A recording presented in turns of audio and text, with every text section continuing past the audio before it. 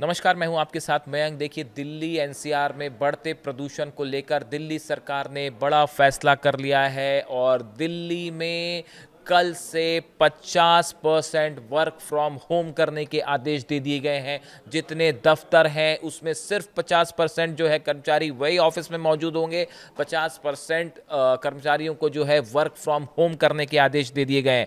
ये एक बड़ा फैसला दिल्ली सरकार ने ले लिया है। इसके साथ ही एक दूसरा बड़ा फैसला भी लिया गया है जो मजदूरों को लेकर लिया गया है। देखिए, कई दिल्ली में जो है वो जितने निर्माण कार्य थे प्रदूषण की वजह से उन पर लोग रोक लग चुकी है, जिसकी वजह से मजदूरों जो हैं वो उनकी कमाई का साधन रुक गया है। ऐसे हालात में दिल्ली सरकार ने मजदूरों के लिए 10,000 रुपए मुआवजे का ऐलान कर दिया गया है। ये उन मजदूरों के लिए है जो रजिस्टर्ड हैं दिल्ली में। उन सब मजदूरों को 10,000 रुपए मुआवजे के तौर पर दिए जाएंगे। देखिए, जितने सीमेंट से जुड़े काम हैं, रेत से जुड़े काम हैं, कंस्ट्रक्शन के काम हैं, इनकी वजह से भारी मात्रा में पॉल्यूशन होता है, प्रदूषण होता है और दिल्ली में हालात जो हैं ये है कि AQI बहुत ज़्यादा बढ़ा हुआ है। इसके चलते निर्माण कार्यों को रोक दिया गया है, जिससे जो है मजदूरों को खासा नुकसान हो रहा है। इस वजह दिल्ली सरकार ने फैसला करते हुए 10,000 रुपये मुआवजा देने का ऐलान कर दिया है। दूसरी बड़ी खबर है। इसके अलावा तीसरी खबरें देखिए जो आज से लागू भी हो गई हैं। 18 दिसंबर की सुबह से दूसरे राज्यों में रजिस्टर्ड BS6 वाहनों को ही दिल्ली में प्रवेश मिलेगा। इसके साथ ही BS2, BS3 और BS4 की सभी गाड़ियों की एंट्री अगले आदेश तक प्रतिबंधित होगी। इसमें प्राइवेट कारें, टैक्सियां, स्कूल बस से लेकर व्यापारिक गाड़ियां भी शामिल हैं। ये नियम जो है 18 दिसंबर से इसको लागू किया जाएगा।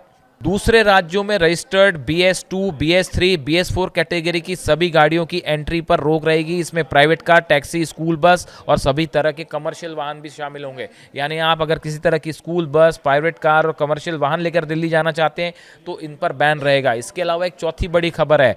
बैन वैध प्रदूषण अंडर कंट्रोल PUCC जो होता है सर्टिफिकेट से के बिना किसी भी वाहन को पेट्रोल या डीजल नहीं दिया जाएगा। अगर PUCC सर्टिफिकेट नहीं है तो किसी भी गाड़ी को पेट्रोल या डीजल नहीं दिया जाएगा। ये 4-5 बड़े ऐलान जो है वो हो चुके हैं। 50% वर्क फ्रॉम होम होगा।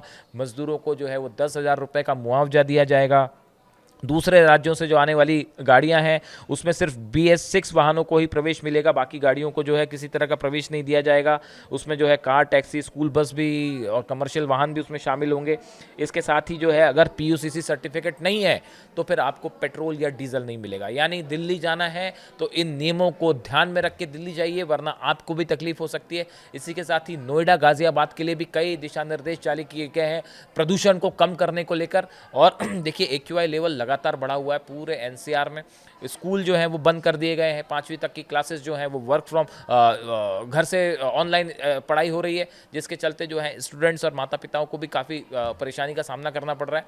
लेकिन स्वास्थ्य बच्चों का सबसे ज़्यादा महत्वपूर्ण है। लोगों का स्वास्थ्य को ध्यान में रखते हुए तमाम स्टेप्स उठाए गए हैं और इसके चलते जो है वो आने वाले कई दिनों तक अभी खासी दिक्कत का सामना लोगों को करना पड़ सकता है। तमाम कोशिशें हो रही हैं प्रदूषण पर कंट्रोल करने की। अब देखते हैं इसका नतीजा क्या होता है, कितना इसका असर पड़ता है। इससे जुड़ा जो भी अपडेट होगा आप तक पहुंचाएंगे।